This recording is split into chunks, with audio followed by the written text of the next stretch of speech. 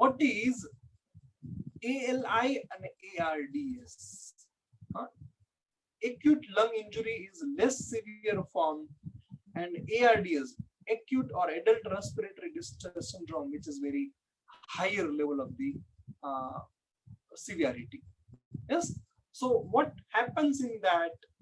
There will be increase the permeability of the alveolar capillary network barrier, resulting in influx of protein-rich fluid, edematous fluid inside the alveoli. Ultimately, there will be a problem in the exchange, oxygen, carbon dioxide gases, and that problem known as what? A acute lung injury or ARDS. Yes. So uh, some of the terminology we need to know in this ALI and ARDS. So first is atelectasis, that is a collapse of the alveoli where there is no air inside that. Atelectroma, it is what? Alveolar damage because of the repeated closure and opening, repeated closure and reopening of the alveoli during the respiratory cycle. That is known as atelectroma. Then alveolar recruitment. What is recruitment? We are recruiting when we are delivering or when we are taking deep breath, alveoli will open. So opening of the collapsed alveoli, that is alveolar recruitment. And de-recruitment means what? Collapsed of the open alveoli. What are uh, the previously opened alveoli? Now it is collapsing. So that is known as a de-recruitment. We are taking deep breath also, but we are unable to open this one. And the open alveoli also, they are closing simultaneously on by on. That is called as a de-recruitment. And the term ongoing recruitment describes the state of sustained alveolar recruitment, that is preventing the de-recruitment. The term known as a what? Recruitment. Recruitment means bharti. We are using that manpower. We are using that alveoli, and we are keep using that so they don't collapse. So these are the terminology we need to know when we are learning about the ALI and ARDS. So what is ARDS? Ultimately, you know, that is an inflammatory condition that affects the lung, parenchyma. So many protein-rich fluid will come inside the alveoli, and flooding of fluid. There will be a collapsed and pulmonary edema, ultimately fibrosis. So the lungs' ability to expand is reduced, increases the work of breathing, and ultimately gaseous exchange will be impaired. That is known as ARDS. And another definition, they say that there will be intensified inflammation, and ultimately alveolar capillary network will be disrupted because of the inflammation, maybe fibrosis, proliferative fibrosis, and ultimately gaseous exchange will be abnormal. This is known as what? ARDS. Yes.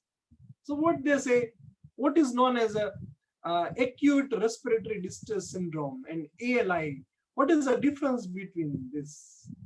So what they say, so when you see when patient will come with the complaint of acute onset, okay, just before 2 days there was no problem at all, but nowadays it is very severe. So again, we can suspect about the ALI or ARDS. So when we take a chest X-ray or CT scan, what we can see? Very much infiltrates, bilateral, we will feel there will be some secretion and fibrosis changes inside both the lungs, especially basilar. If you see, there will be no problem in the heart, but still there will be a pulmonary edema, which is non-cardiogenic origin. And when you feel the pulmonary arterial wedge pressure is less than 18 mm of Hg, and there is no problem of a left arterial hypertension, so there is no problem of the heart, there is no increase the pulmonary edema because of the heart failure. So this is known as a non-cardiogenic pulmonary edema. Yes. Fourth one and very crucial factor to diagnose ALI and ARDS. That is what you need to do. Okay, you need to take PaO2 by ABG, arterial blood gas analysis. You check the PaO2. Mention the thing, result. Okay, and FiO2, how much percentage of oxygen you are delivering to that patient.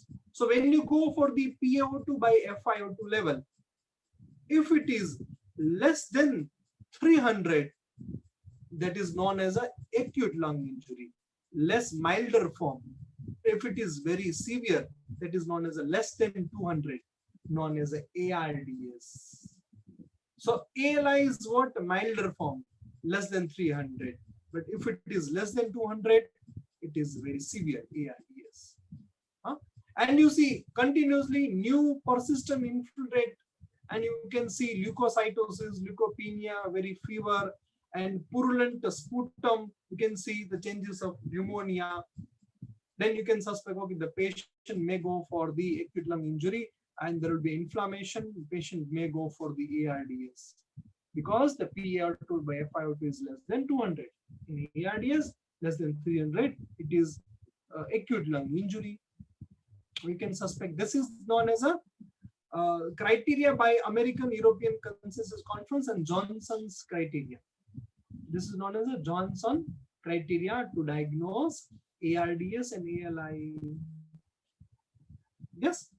So ultimately, very severe dyspnea, tachypnea, you can see. In ARDS, what they say, the pulmonary compliance decreases.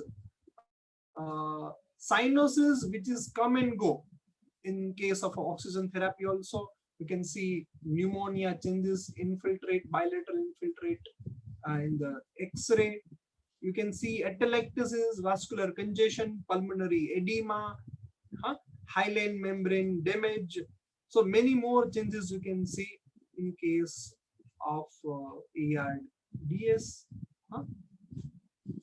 So ultimately, radiologically and oxygenation level, we can diagnose the ARDS and edema.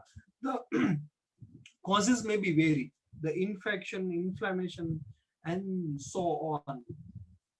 Yes, so it is very basics of acute lung injury and ARDS.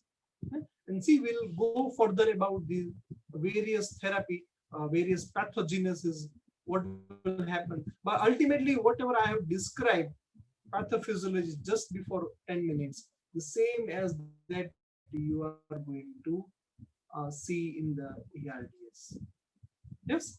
So again, we'll go for the next class. I'll describe about the ARDS, treatment option of the ARDS.